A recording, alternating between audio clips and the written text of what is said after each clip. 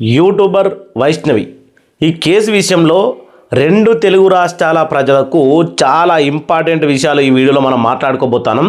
ఎందుకంటే ఆ నైట్ ఏం జరిగింది అనేది ఈ వీడియోలో స్పష్టంగా మనకు కనబడుతుంది.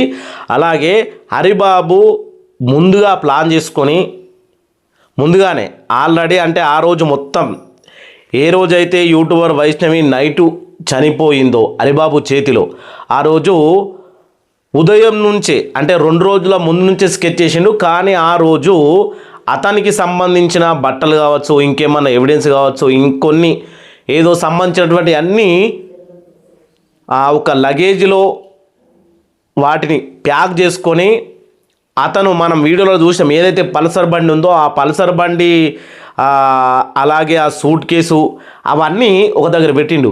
అవి ఒక సీసీటీవీ ఫుటేజ్లో రికార్డ్ అయింది. దాని ప్రకారము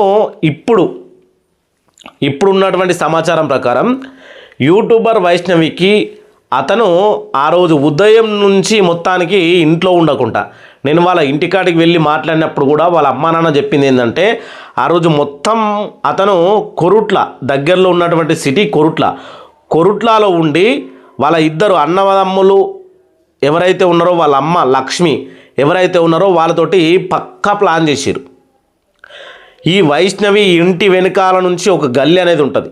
దాంట్లో నుంచి ఈ హరిబాబు అలాగే వాళ్ళ అమ్మ, హరిబాబు ఆల్రెడీ బెడ్రూమ్లో ఉన్నాడు ఆ రోజు. ఇంకా మనకు ముఖ్యమైన విషయం ఏంటంటే వైష్ణవి వాళ్ళ అమ్మ వాళ్ళ నాన్నకు 2 కళ్ళు సరిగా కనిపించవు.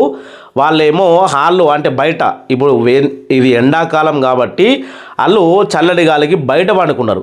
ఇక లోపల బెడ్రూమ్లో జరిగే శబ్దాలు వినిపించకుండా కూలర్ వేరే బెడ్రూమ్లో ఉన్నది వీళ్ళ బెడ్రూమ్లోకి ఆ రోజు షిఫ్ట్ చేసిండు.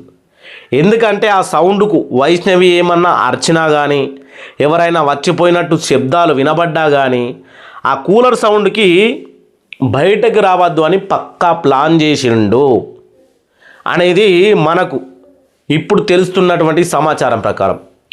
దానికి ముందు ఈయన ఏం చేసిండు అంటే ఇప్పుడు ఆ నైట్ మొత్తం ప్లాన్ చేసుకున్నారు. వాళ్ళ ఇద్దరు అన్నలతో పాటు వాళ్ళ అమ్మ వచ్చింది. హరిబాబు ఆ బెడ్రూమ్లోనే ఉన్నాడు. కూలర్ సౌండ్కు ఏమి బయటకు వినిపించకుండా చేసిండు. ఇక అక్కడ ఏం జరుగుతుందో ఎవరికి తెలియదు.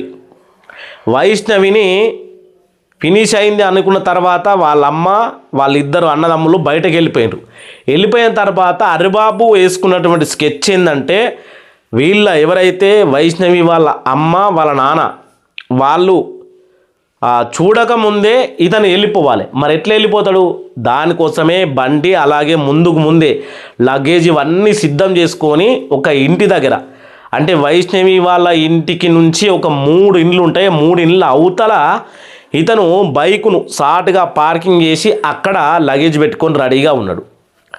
వైష్ణవి ఇక అయిపోయింది అన్న తర్వాత ఒక శబ్దం వచ్చింది. వాళ్ళ అమ్మ వెంటనే లేచి వచ్చేసరికి ఇతను వైష్ణవి మీ అమ్మ మనని ఎందుకు డిస్టర్బ్ చేస్తుంది అని బూటపు నాటకాలు మాట్లాడిన తర్వాత వాళ్ళమ్మ నిజంగానే వాళ్ళు మాట్లాడుకుంటున్నట్టురని కొన్ని నీళ్లు తాగి మళ్ళీ పోయి పండుకున్న తర్వాత ఇక వీళ్ళు తెల్లారుతా ఉన్నది. ఎట్లాగట్లా లేచి నన్ను పట్టుకుంటారేమో అని చెప్పి 3:30 సమయం మనకు కనబడతా ఉంది కదా సీసీటీవీ ఫుటేజ్. 3:30 సమయానికి ఇతను ఎక్కడైతే బైక్ పార్కింగ్ చేసుకున్నాడో ఎక్కడైతే అన్ని రెడీగా పెట్టుకున్నాడో అక్కడికి వెళ్ళిపోయాడు. అక్కడి నుంచి డైరెక్ట్ వీళ్ళ అన్నయ్యలు ఎవరైతే ఉన్నారో ఒక రాజకీయపు సంబంధించినటువంటి వ్యక్తుల దగ్గరికి వెళ్ళి ఉన్నాడు ఆ రోజు మొత్తం. వీళ్ళందరూ ఈ నలుగురు ఆ వ్యక్తి హరిబాబు వాళ్ళ ఇంటి దగ్గరికి వెళ్ళలేరు, హరిబాబు వాళ్ళ ఊరికి వెళ్ళలేరు.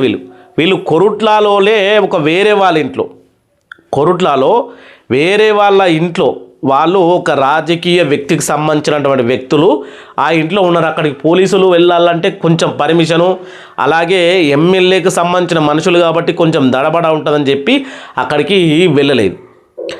అలా ప్లాన్ చేసుకున్న తర్వాత ఇక్కడ అంతా ఇక బయటపడ్డది. ఆల్రెడీ సోషల్ మీడియాలో వైరల్ అవుతూ ఉన్నది. అంతా అయిపోయిన తర్వాత పోలీసుల మీద ప్రెషర్ ఎక్కువైపోయింది. హరిబాబు కాల్ లొకేషన్ అలాగే మొబైల్ లొకేషన్ పట్టుకుని వాళ్ళు టక్కమని పట్టుకోవడం జరిగింది. 24 గంటల్లోనే పట్టుకోవడం జరిగింది. తర్వాత మీ అందరికీ తెలుసు.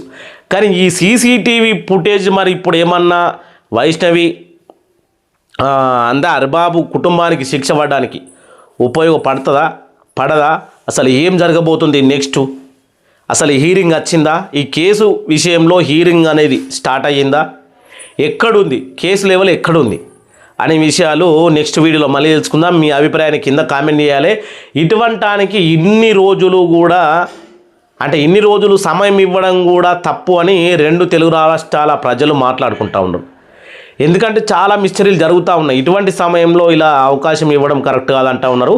మీ అభిప్రాయాన్ని కూడా కింద కామెంట్ చేయాలని కోరుకుంటా ఉన్నాం. జై శ్రీరామ్, జై హిందూ, జై హింద్.